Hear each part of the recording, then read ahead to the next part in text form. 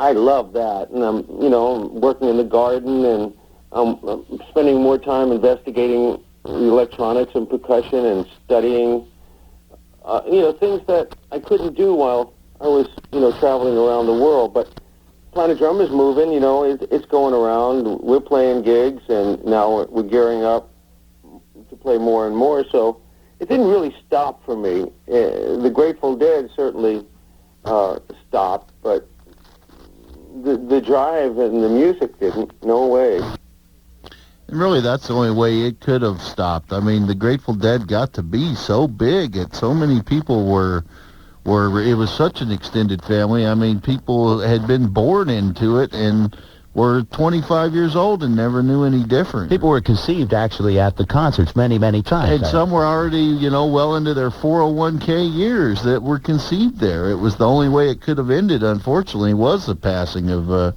key member like that. Were you shocked at Jerry's passing, or did you really kind of know that he was not in the best of health? No, not really. I mean, he was living on borrowed time, really. I mean, he wasn't well for a long time. And, and he was sort of decomposing in front of my eyes. It was sort of sad. And he never took care of himself, Physically, he was a wreck. He didn't eat right. He didn't exercise right.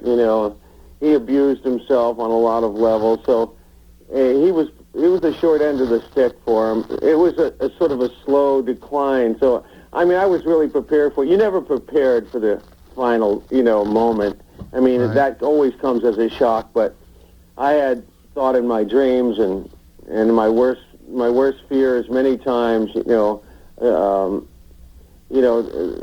moment. And then when it finally came, I was ready for it. I mean, as ready as you could be for something like that. Losing your best friend is never... Right, and you loved him. Of course, yeah. we were as close as you can get, closer than brothers, Mick, did you guys ever try to step in and say, hey, this is not going the way we want it to go? Jerry, here, have some celery, dude.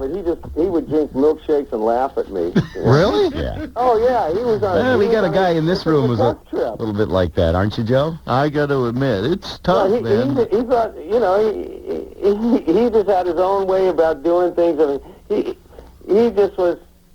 He was on his own wavelength about that. I mean, he would laugh, he would do it and look at me, and I would be, screaming at him, and he would just look at me and do what he wanted to do. He knew what he was doing. Now, many fans of the Grateful Dead, people who actually traveled and followed the band, were, in a sense, left almost homeless by the band's cessation of touring. Is there anything you would say to those people? Maybe a thank you for all those years, maybe why don't you get a life? I mean, whatever, Remember William Shatner telling Star Trek fans? Stop following me around. Yeah. If you could, and some of them are probably listening now, if you could say something to the Grateful Dead fans who followed you around. Definitely a thank you, and, and to take what you learned and what you felt and all those great experiences and use them. To make a better world. Because go forth and make veggie burritos. Make a better burrito. Things in it. Right on, man. And that's what the Grateful Dead was all about. It was that instrument, it had a lot of love and compassion, and that's what it was teaching me, and it was teaching them. And together we learned to make a better world, and that's what it was all really about. I mean, it was certainly had to do a lot with music, but it had also a lot to do with the raising of consciousness and love and compassion and all those great, the better things in life. And so I say to all those people that all those lessons learned and all those feelings can be used in your life, make a better world for yourself and others with that energy, and take that spirit and turn it into a form.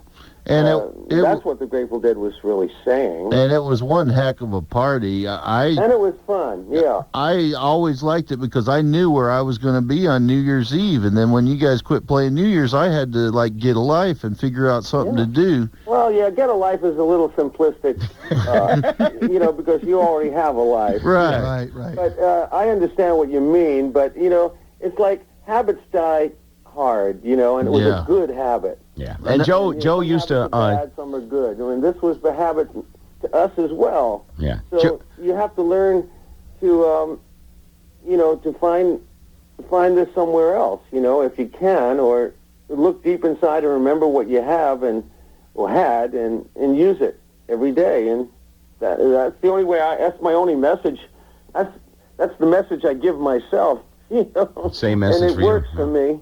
Joe used to follow you around, Mickey. He was that. I mean, that was his gig, right, Joe? That's all I used my vacation for. I was following me too. Yeah, yeah, Mickey. What are you going to be doing this New Year's, though? Is there any kind of... Yeah, well, there's some plans afoot. I must say, I can't reveal them right now, Really? but we actually are in the planning stages of a thing. Because back in, like, the early 80s, I always thought, well, the year 2000, I'll be seeing the dead on the moon come New Year's. Well, obviously, that's probably not going to... We're a little late on that moon A little shot. late in the moon trip, but, I mean, there is talk.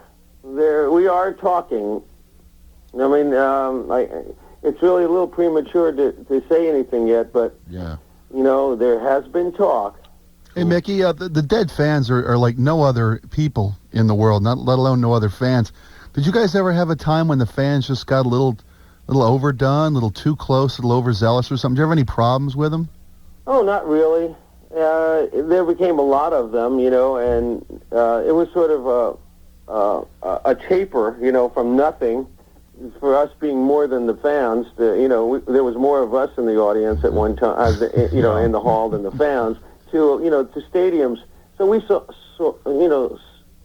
it building slowly over the years, and nothing really happened quickly with the Grateful Dead. It was a sort of a turtle kind of a race, and we really appreciated it. There wouldn't be a Grateful Dead without the fans. Really, they were the ones that allowed us to get crazy over those years, and we really appreciated them. We couldn't hang out in the audience after a while. It got a little bit much. A little But crazy. I remember the old days that Jerry and I we used to be able to get off the stage and walk back in the room and get a Coke at the Fillmore. We used to hang out, stop playing, and just walk off the stage and get a Coke. A Coke or some Coke? But then, those were the... those were the old days. Yeah. It got a little bit much, but it was understandable. Mickey, the latest on you guys, and it's very interesting. The Grateful Dead, for a long time, was a pioneer in the music business in the sense that they allowed fans to tape concerts. No other bands would do that. They'd drag you out and arrest you, and whereas the Grateful Dead actually set up taping sections, right. And people freely taped and traded the shows, which made the live concerts a huge thing, and people collected them.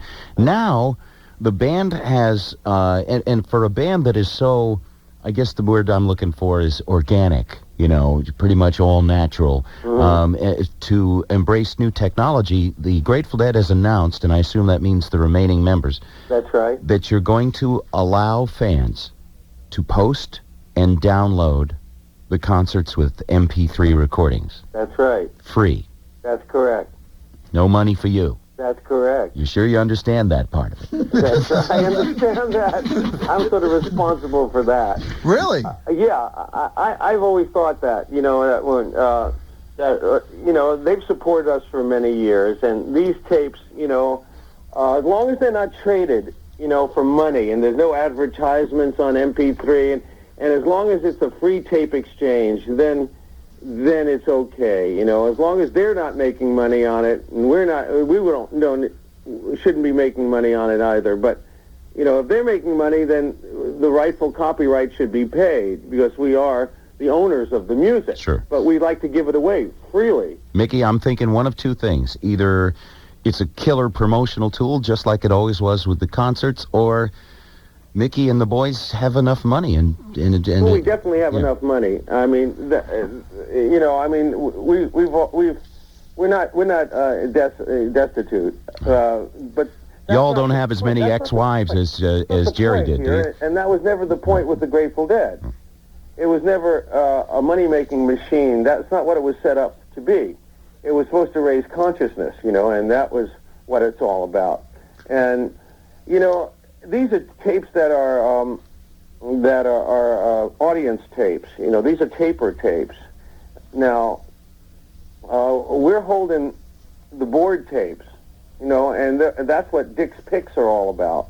Now, when you want Dick's Picks, you go and you buy them. All right, so there'll be some stuff for sale. Now, old Dick, I've met him, and what a character that guy is. He's a character. His whole... So, I mean, but, you know, it also brings in new fans and it allows people the activity of trading and experiencing the Grateful Dead in a new generation. And it just, I think it just makes it,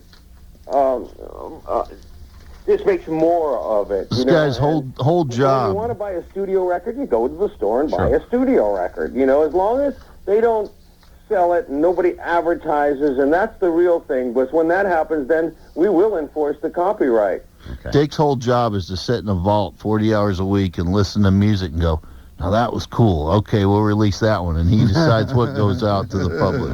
All right, Mickey, we're about out of time. You call yourself the other ones, the remaining members of the Grateful Dead. Yeah. What can we look forward to? You hinted maybe New Year's, but you can't say anything about that. You've got a CD out.